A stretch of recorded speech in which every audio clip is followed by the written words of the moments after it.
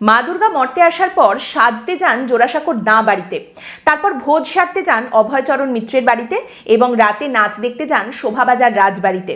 একটা সময় দুর্গাপুজো নিয়ে এই কথাটা ভীষণ প্রচলিত ছিল এবং এটা থেকেই বোঝা যায় যে একটা সময় কিভাবে দুর্গাপুজো এই বাংলার বুকে ভীষণভাবে শুধুমাত্র বাবু সমাজ বা জমিদার তাদেরই একাধিপত্য ছিল দুর্গাপুজোয়, তারাই একমাত্র করতে পারবেন, বিষয়টা এরকম ছিল। সেখান থেকে এই যে সর্বজনীন পুজো শুরু হওয়া বা বারোয়ারি পুজো শুরু হওয়া, এটা কিন্তু ভীষণ ইন্টারেস্টিং একটা ইতিহাস এবং সেদিক দিয়ে দেখতে গেলে দুর্গাপুজোর সঙ্গে কিন্তু অনেক প্রতিবাদ জড়িয়ে রয়েছে। আন্দোলনের ডাক, সংগ্রামের ডাক, স্বাধীনতার ডাক এবং নিজের অধিকার বুঝে নেবার ডাক। মা দুর্গাকে শুধু তোমার কাছে কুক্ষিগত থাকার জন্যই মা দুর্গা আমাদের নন, এটা বুঝিয়ে দেওয়ার যে ডাক, সেই সমস্ত কিছু থেকেই কিন্তু এই বারোয়ারি বা সর্বজনীন পুজোর যে শুরুটা এবং এই ইতিহাসের সঙ্গে এই সমস্ত কিছু জড়িয়ে রয়েছে।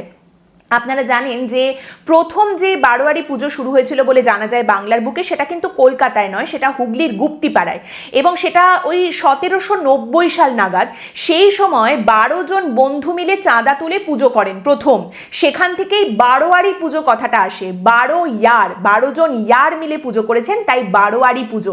এরপরে কলকাতায় প্রথম যে বারোয়ারি পুজোটা আসে সেটা কিন্তু আস্তে আস্তে অনেকটা সময় লেগে গিয়েছিল। 1910-এ ভবানীপুরে সনাতন ধর্মোৎসাহিনী সভার তরফ থেকে বারোয়ারি পুজোর আয়োজন করা হয় দুর্গাপুজোর এবং এটা কলকাতার প্রথম বারোয়ারি পুজো ছিল। এর মাঝখানে এই যে কলকাতার বুকেও সমস্ত বাবু বা জমিদাররা যে পুজো করতেন, তাদের এই কত টাকা পয়সা রয়েছে, কত প্রতিপত্তি, এই সমস্ত কিছু দেখানোর একটা মেকি জায়গা হয়ে উঠেছিল হচ্ছে এই দুর্গাপুজো। দুর্গাপুজোতে কে কত বেশি আড়ম্বর করতে পারবেন তার একটা প্রতিযোগিতা চলতো এবং সেই সময় এই সমস্ত দুর্গাপুজোতে কিন্তু ব্রিটিশ বড়লাট, ছোটলাট, গভর্নর তাদের একেবারে আপ্যায়ন করে নিয়ে যাওয়া হতো এবং প্রচন্ড তাদের খাতির যত্ন করা হতো।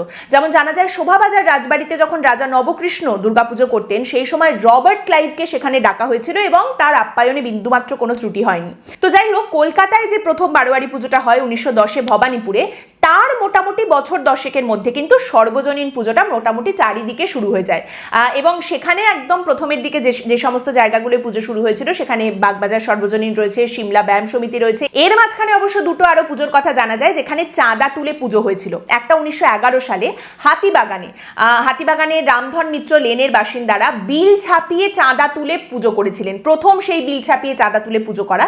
এবং আরেকটা হচ্ছে 1918-তে যখন একজন বাবু বা জমিদারের বাড়িতে দুর্গাপুজো এবং সেখানে ভোগ নিয়ে কয়েকজন প্রবীণকে অপমানিত হতে হয়, তার প্রতিবাদে নেবু বাগানের বাসিন্দারা ঘুরে ঘুরে চাঁদা তুলে নিজেরা দুর্গাপুজো করেছিলেন।